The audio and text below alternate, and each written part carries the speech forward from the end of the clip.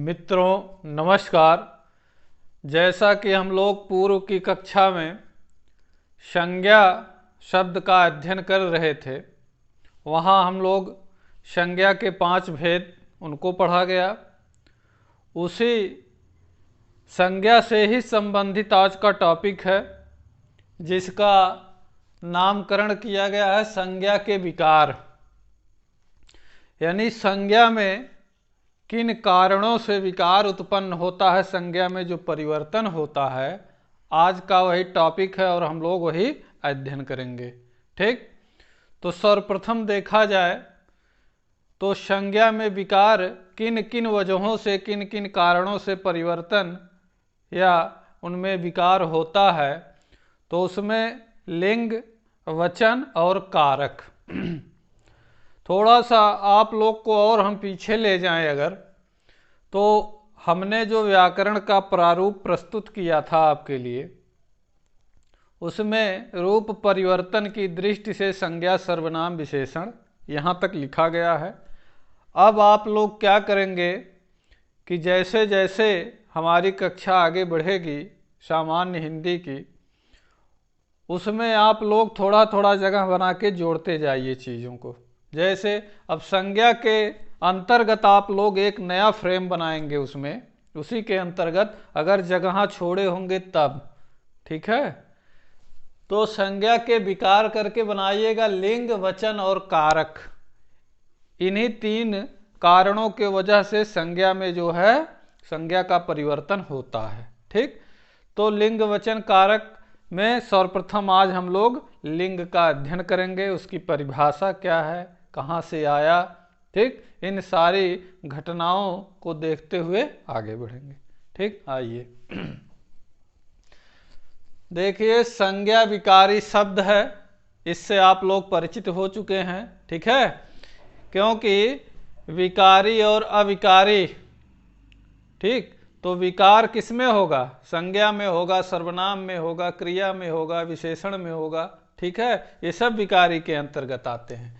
तो संज्ञा क्या है, अगर प्रश्न बनेगा तो विकारी शब्द हैं। ठीक, संज्ञा के रूप, जो संज्ञा का रूप है, लिंग, वचन, कारक चिन्हों के कारण बदलते हैं या परिवर्तित होते हैं। ठीक है, कह रहे हैं कि संज्ञा का रूप कब बदलता है, जब उसमें लिंग, वचन और कारक चिन्ह, यानी जिनको परसर्ग कहा जाता है। ठीक, तो परसर्ग जान लीजिए, पर मतलब बाद में, सर्ग का अर्थ है निर्माण कर देना। ठीक, यानी शब्द के बाद में कुछ ऐसा लगे कि एक नया अर्थ प्रकट हो जाए, उसको परसर्ग कहते हैं, उसी को कारक चिन्ह भी कहते हैं। तो चाहे कारक चिन्ह दिया रहे या परसर्ग, दोनों बात एक है। ठीक, तो संज्ञा के रूप लिंग, वचन और कारक चिन्हों के कारण बदलते हैं या परिवर्तित होते हैं। ये आप लोग लिखेंगे संज्ञा के बारे में। अब लिंग की परिभाषा देखिए, कह रहे हैं लिंग संस्कृत भाषा का शब्द है। कहाँ का शब्द है, संस्कृत भाषा के। प्रश्न बन सकता है कि लिंग कहाँ का जो है शब्द है, संस्कृत भाषा का ये शब्द है। इसको आप लोग जो है नोट करेंगे, जिसका अर्थ है चिन्ह या निशान। ठीक, जिसका अर्थ क्या है, लिंग का अर्थ क्या है, चिन्ह या निशान, जिससे किसी चीज की पहचान हो। ठीक, आगे आइए, कह रहे हैं कि संज्ञा के जिस रूप से व्यक्ति या वस्तु की, संज्ञा के जिस रूप से किसी व्यक्ति या किसी वस्तु की नर या मादा, मेल या फीमेल, ठीक, नर या मादा जाति का बोध हो, उसे व्याकरण में लिंग कहते हैं। ठीक, कह रहे हैं कि संज्ञा के जिस रूप से, यानी जिसका हम निर्धारण, लिंग निर्धारण करेंगे, कोई न कोई संज्ञा होगी अवश्य रूप से। ठीक, तो उसका लिंग निर्धारण 2 तरीके से होता है।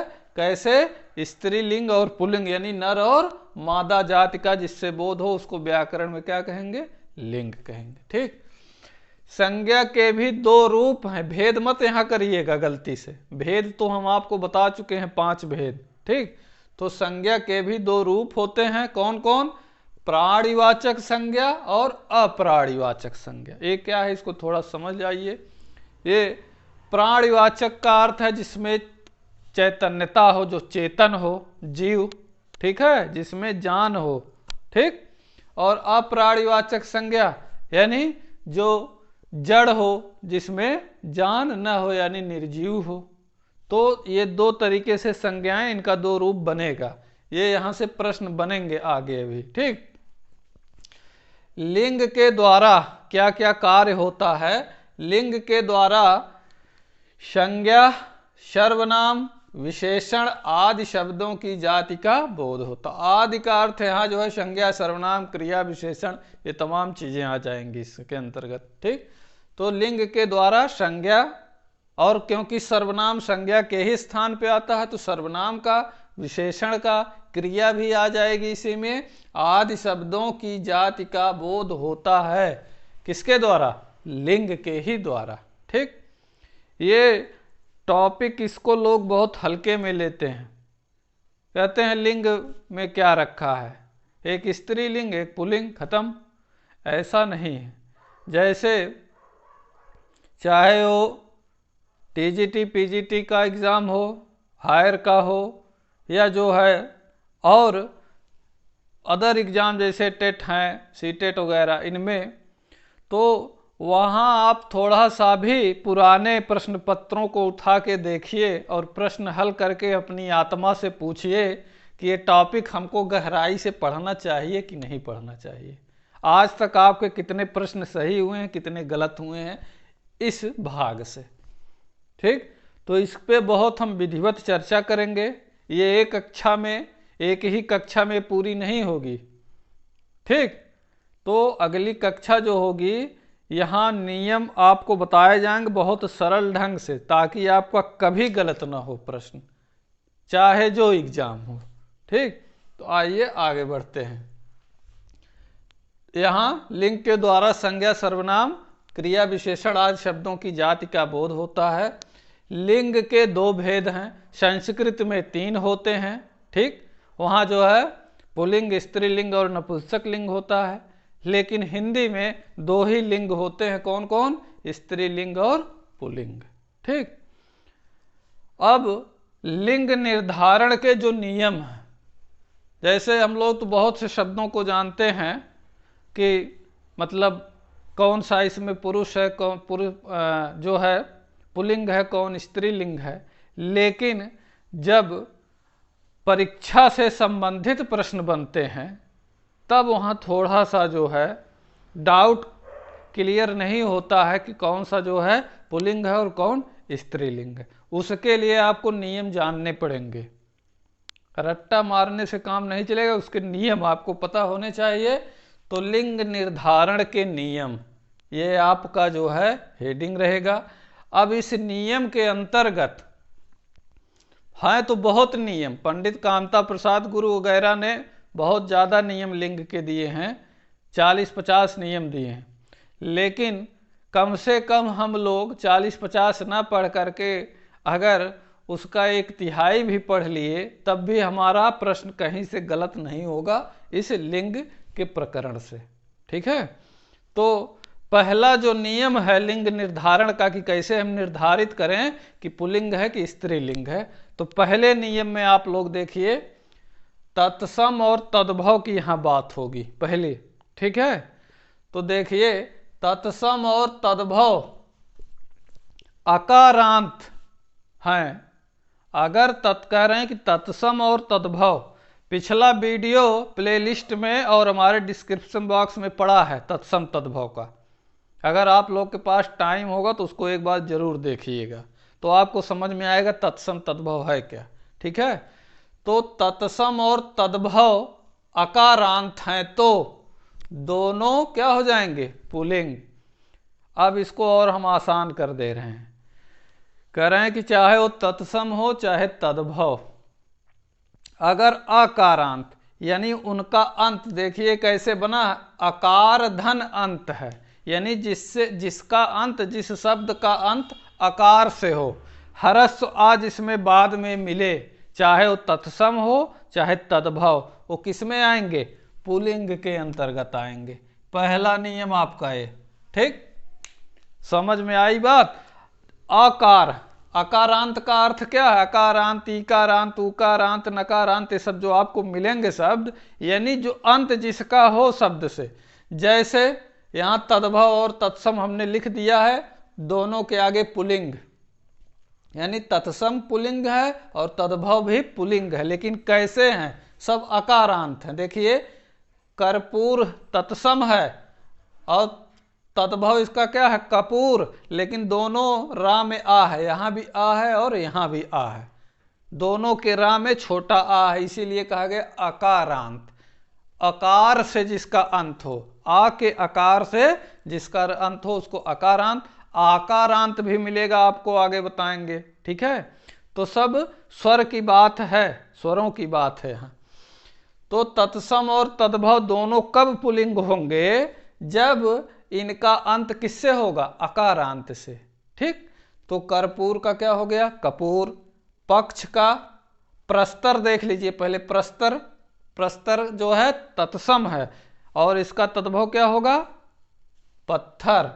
कर्पूर क्या है? तत्सम, इसका तद्भव क्या होगा? कपूर। सब ये पुल्लिंग हैं दोनों तरफ, इधर भी पुल्लिंग और इधर भी पुल्लिंग।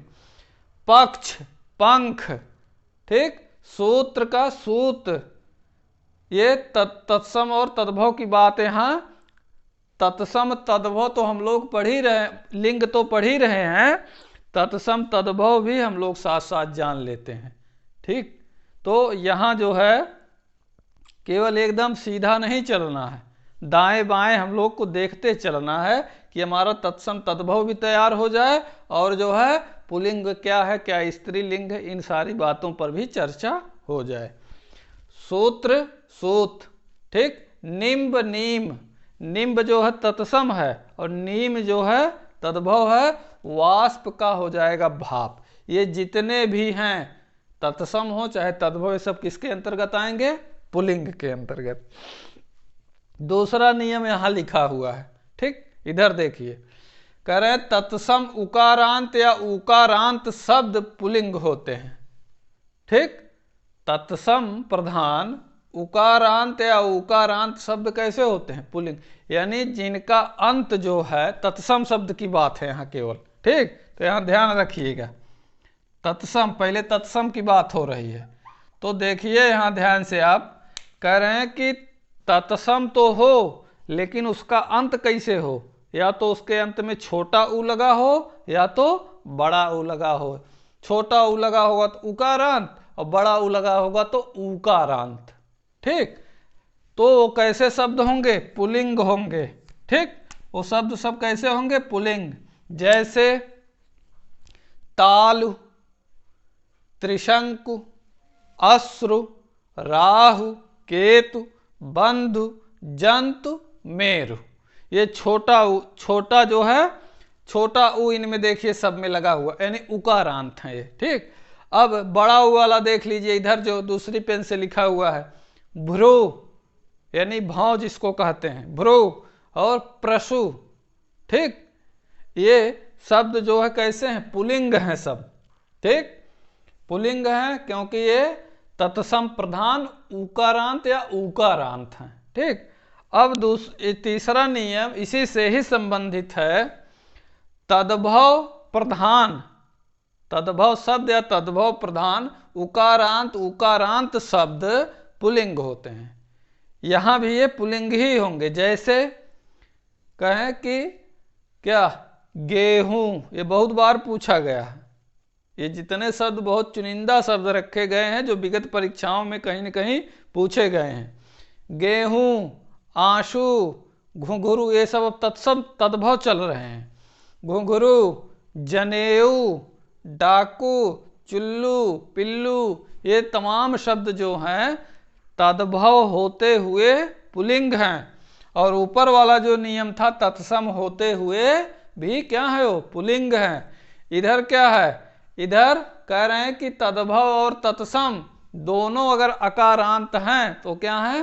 पुल्लिंग है। बहुत सामान्य नियम है और ऐसे नियम ये बढ़ता रहेगा आगे। जैसे हम आपको थोड़ा सा आगाह कर देते हैं। स्त्री प्रत्यय होते हैं संस्कृत में भी और हिंदी में भी, ठीक है। तो वहाँ से कैसे बनते हैं, मोटा मोटा मैं आपको बता दूं। स्त्री प्रत्यय से, चाहे वो संस्कृत के हों चाहे हिंदी के हों, ठीक। तत्सम तद्भव पर चर्चा चल रही है।